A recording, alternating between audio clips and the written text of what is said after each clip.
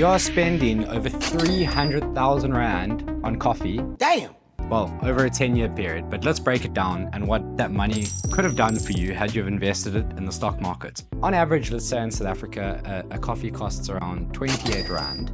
Now, with 365 days a year, assuming you're having your morning coffee every day, over 5-year period, so 1,825 days, you're spending 51,100 Rand just on coffee. Hell no! Just a reminder, this is not financial advice. This is just some tips and tricks from my personal journey. Back to the video. Now, what if you didn't spend it on that daily habit and instead you invested in the stock market? For example, the S&P 500, which is an index that combines the 500 largest companies within the US stock market. If you had invested that same amount into the stock market, that would have yielded you 92,493 Rand. So almost doubling the amount that you spend on coffee, but taking home as a profit. Now let's broaden that over a longer term period, say 10 years. So over 10 years, that would have cost you over 102,000 Rand for those cups of coffees every day over a 10-year period. Should you have invested that in the S&P 500, you would have returned 334,438, a deposit on that first house that you're looking at. Now over 10 years, that amount has more than tripled. So just to explain this in a bit more detail, this is the effect of compound interest. It's the fact that you're earning interest on the interest. So every year you get, after those 5 years, you've now earned 100,000 Rand from the money that you would have invested in coffee. That profit that you've made is then reinvested and earning profit on that profit. And that is the impact of compound interest over a long-term period. Unbelievable! And this is really weighted further towards the end as that money grows and grows and grows. So let's have a look at what this does over 15, 20, 25 years. And it really makes us kind of come back and think about these daily habits and what could have happened should we have gone a route of investing rather than our daily coffee satisfaction. The lesson here today isn't just about you're spending too much on coffee. It's really about digging into what are your daily habits and where are you spending money, because people tend to think that when they're making big decisions on larger sums of money relative to their wealth, that, they think deeply about these decisions and is it something I want to purchase or don't I? But what we should be really thinking is these consistent small payments really, really add up. And I think it's really time to kind of reflect on what your daily habits are and whether that money is worth spending or whether it's best put into a savings account that can generate, 5 times that amount over a longer period.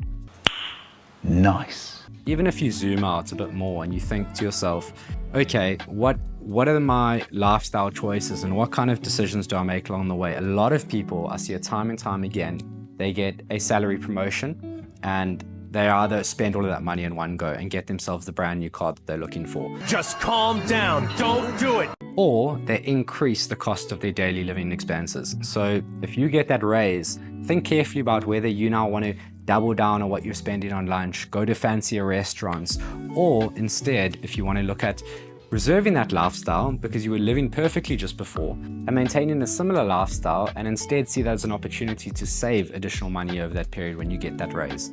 I think a lot of people jump to the fact that they see it as an opportunity to spend more. It's Britney, bitch. Society does this to us because we're in a society where the more you earn, the people around you start to spend more. And that's very normal, but don't feel you have to fall into that trap.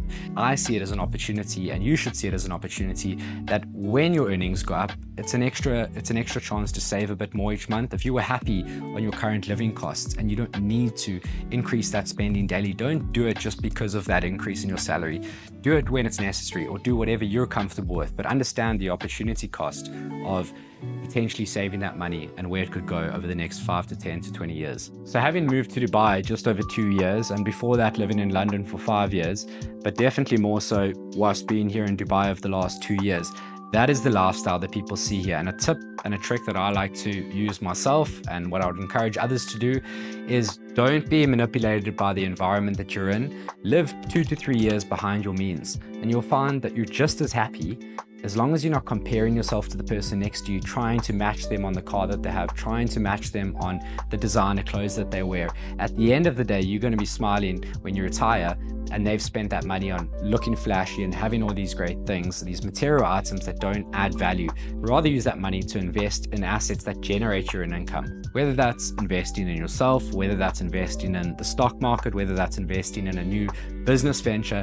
Invest in things that are going to generate your income. Now, I like coffee just as much as the next man, but take this as Money Brew's reminder every time you're taking that next sip of your flat white in the morning as to, is this where you wanting to put your money, or are you wanting to invest it? So I'm the Money Brew, and this is Coconut. Hello there. And if you've enjoyed the content today, hit the subscribe button below.